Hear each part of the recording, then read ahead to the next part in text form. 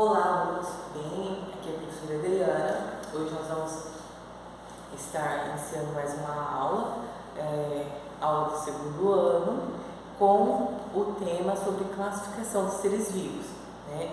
Esse conteúdo ele é referente ao nossa unidade 1, no nosso livro, Classificação dos Seres Vivos e Microbiologia. Tá? Então hoje eu vou fazer uma síntese desse conteúdo que eu fiz aqui no quadro, na lousa, para a gente estar compreendendo então essa classificação dos seres vivos.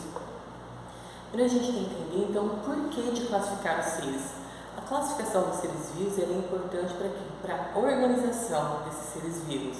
Então, quando nós sabemos quantos seres existem, o habitat que esses seres vivem, do que eles se alimentam, como eles se relacionam, a gente consegue então fazer um melhor estudo desses seres e também contribuir para a preservação desses seres vivos, né? Então, a classificação é a organização dos seres vivos em grupos, né, com que eles mais se assemelham, com que eles mais se diferenciam, para ter um melhor estudo então desses seres, tá? Aqui na lousa eu elenquei alguns temas, né? Então, a classificação de seres vivos tem um ramo da biologia específico que estuda essa classificação, né? Que é a sistemática. E aí essa sistemática é dividida entre a taxonomia e a filogenia. A taxonomia, ela dita as regras, né? Como que eu vou classificar esses seres, como que eu vou nomear esses seres. A filogenia, ela vai tratar da história evolutiva, então com que seres essa espécie atual ela se assemelha, qual que é o grau de parentesco, quem foram seus antepassados, quais são seus parentes atualmente vivos, né?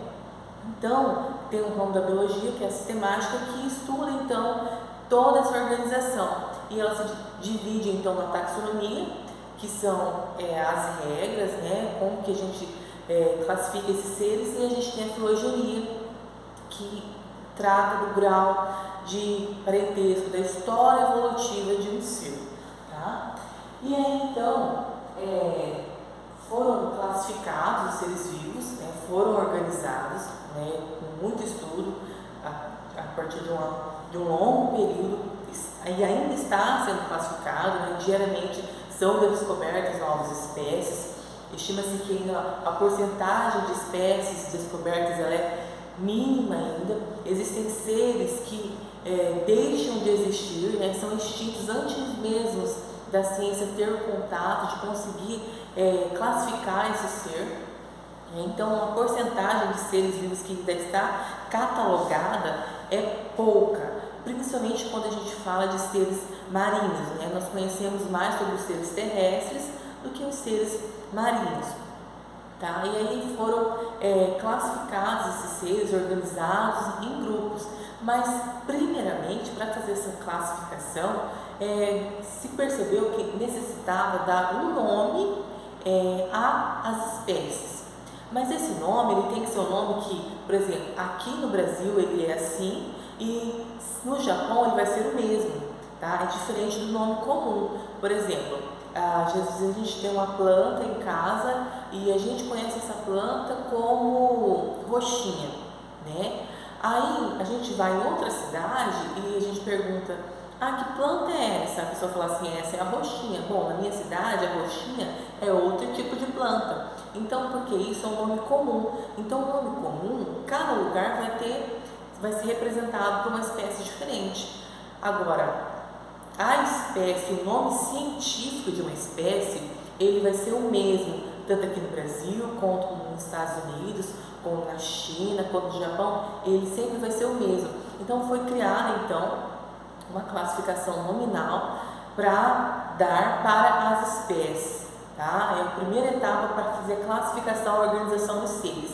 E como que é essa classificação? Ela foi criada por Linneu, né, um pesquisador cientista.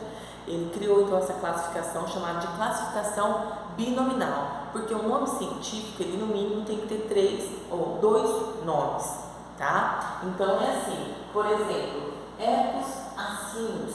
Então tem dois nomes, sempre o nome científico, no mínimo vai ter dois nomes. Vocês às vezes vão encontrar com 3 nomes, mas aí já porque indica uma subespécie, mas no mínimo tem que ter 2 nomes. Então, ecos acinos. O primeiro nome, ecos, sempre vai ter que vir com a primeira letra em maiúsculo e vai designar o gênero. Então, uma espécie, o nome científico, ele tem que ter o gênero e um nome complementando para se tornar então uma espécie. Então, ecos significa o gênero. Essa espécie faz parte do gênero ecos, tá? E acinos, a outra palavra, o outro nome vai estar em letra minúscula. O nome científico dentro de um texto, ele sempre tem que estar em destaque.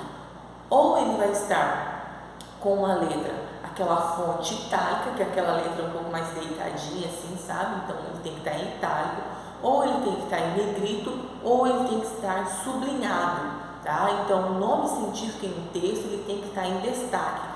Se ele não estiver em destaque no texto, ele está escrito de forma incorreta, tá? E o nome, o primeiro nome tem que estar com a primeira letra em maiúsculo. Se todos estiverem em maiúsculo, está errado. Se o primeiro nome, a primeira letra estiver em maiúsculo, o segundo também, com a primeira letra em maiúsculo, também está errado. Então tem regras a ser escritas, tá? Então o nome científico tem que ter o primeiro nome com a primeira letra em maiúsculo e o segundo nome em minúsculo. Sempre tem que ter no mínimo 2 nomes, porque fala nomenclatura binominal, 2 nomes, ok? Então, os 2 nomes juntos, nós temos então uma espécie. Às vezes vocês vão encontrar por aí, por exemplo, se tivesse no texto, eu vou colocar escrito Ecos SP. Significa que a gente foi identificada aquela espécie, aquele ser, sabe-se que ele é do gênero Ecos, mas não sabe que espécie que é, tá? Então a espécie é desconhecida ainda. Por quê? Porque foram agrupados os seres para se denominar espécie. São seres que têm características muito semelhantes, que podem cruzar entre si e gerar descendentes férteis. Essa é a característica de uma espécie. Então, todos os seres que são muito semelhantes entre si, podem cruzar e gerar descendentes férteis, são uma espécie. Mas aí, existem seres que têm muita semelhança, podem até se cruzar, mas sem gerar descendentes, esses descendentes são inférteis, ou seja, os filhos desses seres, eles não vão gerar outros filhos, então eles vão ser inférteis. E aí, a esses seres, foi criado um grupo chamado de gênero.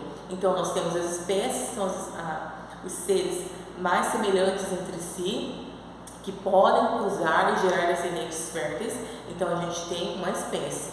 Agora, seres que são muito semelhantes, podem se cruzar, mas que os filhos serão inférteis, aí a gente tem um gênero, tá? Então, aí nós temos a classificação, agrupamento dos seres, os mais semelhantes, os menos semelhantes, e aí vai se afastando, né?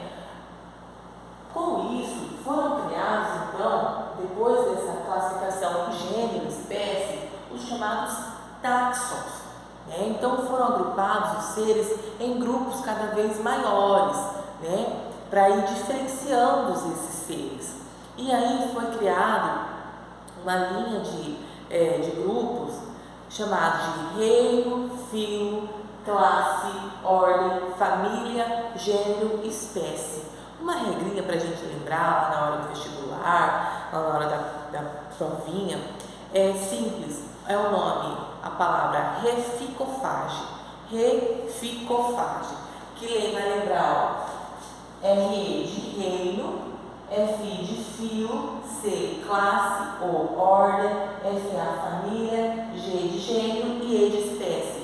Então, uma regra para a gente lembrar é a palavra reficofage. Então, reino, filo, classe, ordem, família, gênero e espécie. Então, esses são chamados táxons, são os grupos que estão divididos, então, os seres vivos, que foram divididos, então, agrupados e diferenciados a classificação de uma espécie. Então, uma espécie ela vai fazer parte de um reino, de de um filo, de uma classe, de uma ordem, de uma família, tá? De um gênero até chegar numa espécie. Então, uma espécie ela faz parte de todos esses grupos, tá? E aí vão se diferenciando as espécies, tá? Com isso, nós podemos partir para outro ponto. Então, essa é a parte da taxonomia, é a parte então das regras, como que eu classifico, como eu nomeio, como eu diferencio esses seres. E eu falei para vocês que a filogenia ela trata da história evolutiva, ela vai colocar aí quais são os ancestrais, quais que são os derivados.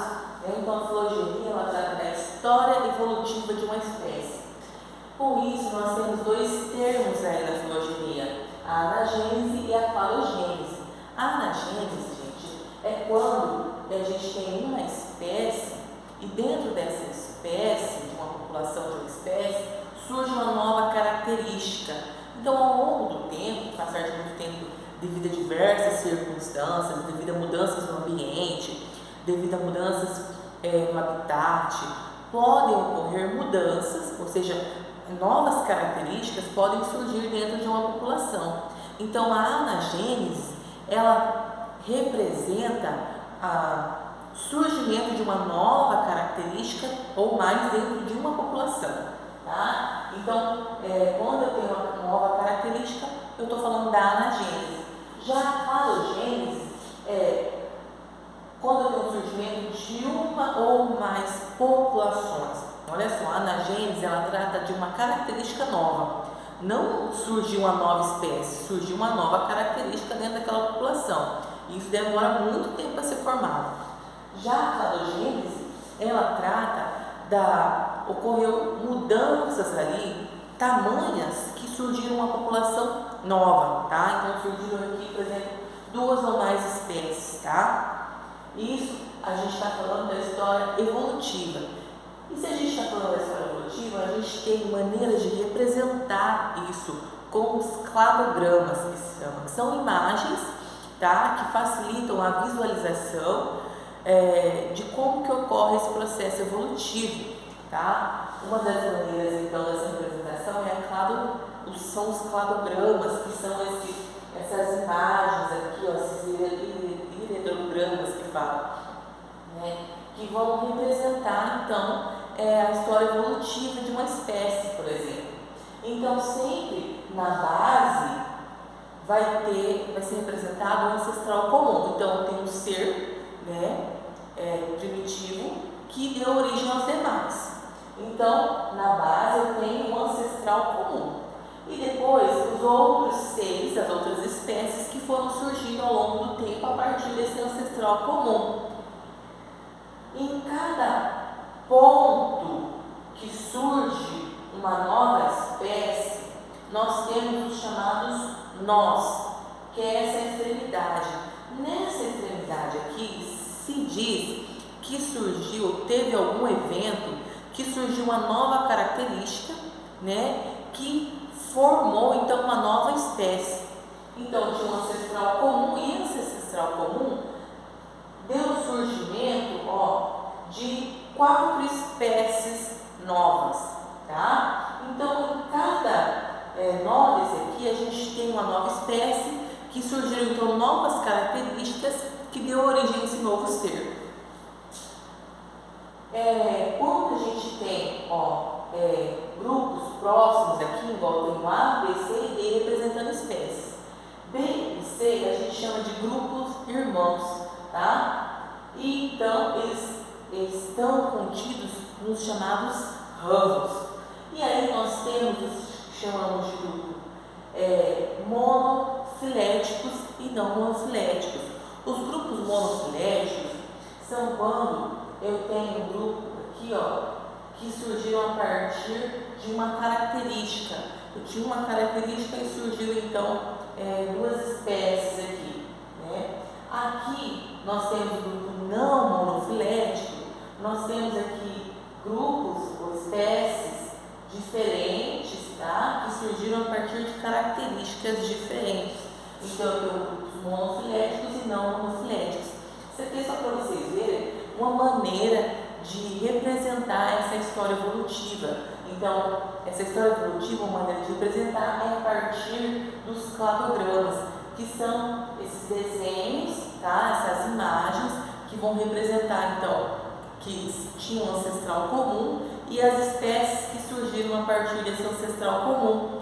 E em cada ramo, cada linha dessa vai representar um ramo, e a partir de cada nó, nós temos então características novas que deram origem então a novas espécies, ok? Aqui no nosso livro, nós temos aqui também, ó, representado. Então nós temos aqui, ó, um ancestral comum. Aqui nós temos o ramo. Então cada nó representa a ocorrência de algum evento. Esse evento a gente chama de cladogênese. Então ocorreu algum evento novo que surgiu então, que deu origem a novas características no ser, que surgiu então uma nova espécie, tá? Lembrando que uma nova espécie é quando seres que possuem características muito incomuns, que podem produzir, reproduzir e tirar descendentes férteis, tá? Mas isso leva tempo também, tá, gente? Isso não acontece de um dia para a noite. É coisas que demoram, às vezes, milhares e milhares de anos para ocorrer, ok? Bom, com isso tudo, então, essa classificação desses seres, foi se agrupando e separando os seres, né, de acordo com as características e semelhanças, e aí criou também uma classificação de reinos, tá? Então a gente viu que começa lá os táxons de reino, depois é filo, classe, ordem, família, gênero e espécie. Esses reinos foram agrupados os seres vivos em 5 reinos. Eu digo seres vivos porque tem um tipo de ser que não é considerado um ser vivo, que é o vírus, tá? Que a gente vai ver mais à frente. O vírus ele não é considerado um ser vivo porque ele é um parasita obrigatório acelular. Uma característica que todo ser vivo tem que ter é a composição dele ser formada por células. Um vírus ele não tem células em sua composição. A composição do vírus é simples, porém diferente. Ele é formado praticamente por uma cápsula de proteína e dentro tem seu material genético, tá? E ele só vai sobreviver se ele estiver parasitando outro ser. Se ele estiver dentro de outra célula, ali utilizando o metabolismo da outra célula para ele se reproduzir e depois infectar outros seres. Então, o vírus ele não é considerado um ser vivo por causa disso, tá? Porque ele não é formado por células e ele é um parasita obrigatório. Ele só sobrevive se ele estiver parasitando. Com isso, o vírus ele é um ser sem reino, porque os reinos foram criados para os seres vivos. E aí, nós temos 5 reinos. Nós temos o reino Monera, que dentro desse reino, então, foram colocadas as bactérias. Antes de ser classificados esses seres em reinos, simplesmente tinham se separado os seres vivos entre animal e vegetal. Então, entre animal ali entrava vírus, entrava bactérias, e dentro de vegetal entrava, além das plantas, por exemplo, entrava as algas. E depois foi se separando e viu que não era assim. Esses seres possuem muitas diferenças, então eles precisam estar em grupos específicos, tá? Então, o reino das bactérias, que é o reino chamado reino Monera, o reino protoctista, tem as algas e os protozoários. Então, nós temos seres aqui, seres unicelulares, que são seres formados a partir de apenas uma única célula, e seres multicelulares, tá? No reino Monera são seres unicelulares, porque bactérias elas são formadas por uma única célula, tá? Então a característica dos seres também é que eles podem ser unicelulares ou pluricelulares, tá? O reino plantar, então nós temos os seres, os vegetais, as plantas. Então, para ser parte do reino plantar, nós temos seres tem que ser seres fotossintetizantes, autotróficos. Então, nós temos os seres heterotróficos e os seres autotróficos. Os seres autotróficos são seres que produzem sua própria energia, né?